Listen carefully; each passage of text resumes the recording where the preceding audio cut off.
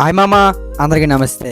Morning అమ్మ లేపేసి జోడుగులపాలెం వెళ్దాం పద చేపల కోసం అని అన్నది. చేపలు తీసుకుని ఇంటికి వచ్చేసి కటింగ్ చేయించుకోనికి వెళ్ళిపోయా.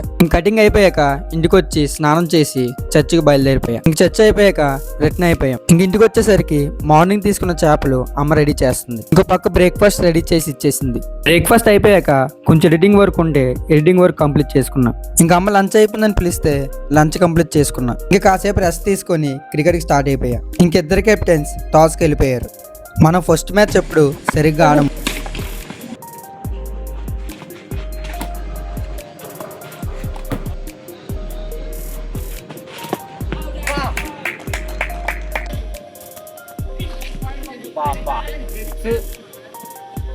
బ్యాటింగ్ బ్రో,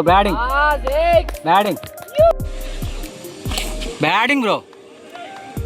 4 ఫుల్గా అలసిపోయేలా క్రికెట్ ఆడేసి ఎవరింటికి వాళ్ళు స్టార్ట్ అయిపోయాం.